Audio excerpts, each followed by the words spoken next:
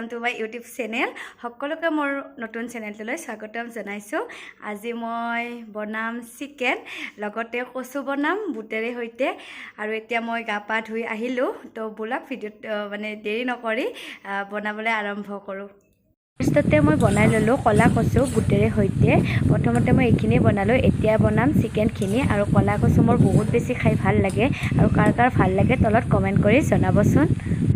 চিকেনখিনি বনাবলৈ মই আধা কিলো চিকেন লৈছো। পিয়াজখিনি এনেকুৱা মিডিয়াম সাইজত কাটি লৈছো পিস পিসকৈ আৰু জলকীয়া 3টা দিছো, লগতে এটা মিডিয়াম সাইজৰ আলু এনেকৈ কাটি লৈছো পিস পিস কৰি।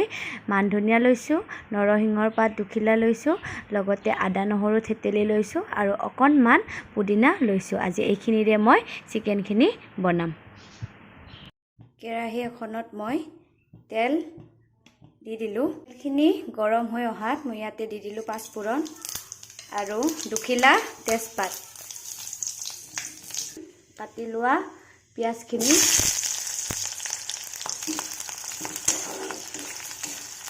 হালধি গুড়ি দি দিলো।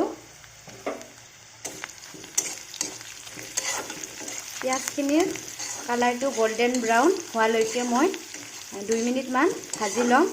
তাতে এতিয়া দি দিলো মই নৰসিংহৰ পাতখিনি, এইখিনি এতিয়া ভালদৰে ইয়াৰ লগত ভাজি লম। লগতে দি দিছো অকণমান আদা নহৰু, এতিয়া অকণমানহে দিছো, বাকীখিনি পিছত দি দিম। এইখিনি এতিয়া 1-2 মিনিট মান ভালদৰে ভাজি লম। ইয়াতে এতিয়া দি দিম অকণমান জিৰা গুড়ি আৰু এইখিনি মই 1 মিনিট মানৰ বাবে ভাজি লম ধুনীয়াকৈ। তাৰ পিছত ইয়াতে দি দিম যিখিনি মই মাংস ধুই থৈ দিছিলো, সেইখিনি মাংসখিনি দি দিলো। লগতে দি দিম আলুখিনি, এইখিনি এতিয়া ভালদৰে মই লাৰি দিছো। মাংসখিনি মেৰিনেট কৰি ল'ব পাৰিলে বেছি ভাল হয়, মোৰ ওচৰত আজি টাইম নাই সেইকাৰণে মই মেৰিনেট কৰি নললো। এইখিনি এতিয়া মই ধুনীয়াকৈ লৰাই লৈছো দুবাৰমান আৰু দিছো ইয়াতে পিঁয়াজ আৰু জলকীয়াখিনি। আচলতে মই তেলত পিঁয়াজ দিলেও অকণমান পিছত দিবলৈ থৈ দিওঁ, মই এনেকৈ দি খালে বেছি ভাল পাওঁ। আৰু এতিয়া দিম সোৱাদ অনুসৰি নিমখ। এইখিনি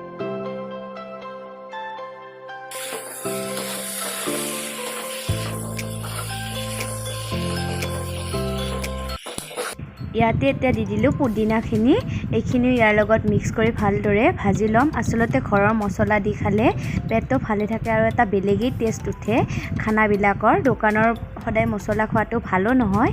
এইখিনি এতিয়া মই 10 মিনিটৰ বাবে ধুনীয়াকৈ লাৰি লাৰি ভাজি দি দিলোঁ। এতিয়া মই যিখিনি আদা নহৰু থৈ দিছিলোঁ অকণমান বাৰু তেলতে দিছোঁ আৰু এতিয়া বাকীখিনি দি দিলোঁ।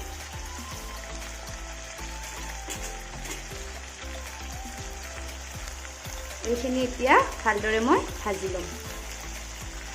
এয়া মোৰ 10 মিনিট মান পিছত মাংসখিনি ফ্ৰাই কৰা হৈ গ'ল, ধুনীয়াকৈ ফ্ৰাই হৈছে। আৰু ইয়াতে এতিয়া মই দি দিম অকণমান পানী। আৰু সদায় মনত ৰাখিব পানী দিলে কেতিয়াও ঠাণ্ডা পানী নিদিব, গৰম পানী দিব, তেতিয়া মানে মাংসৰ টেষ্টটো ভাল আহে।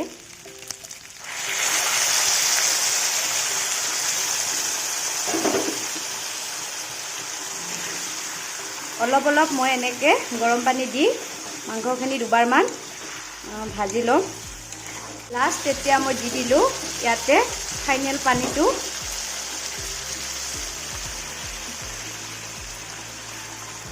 দিছোঁ এতিয়া অকণমান গৰম মছলা আৰু এইখিনি ইয়াৰ লগত ভালদৰে লাৰি দি পেলাই 5 মিনিটৰ বাবে উতলাই ল'ম।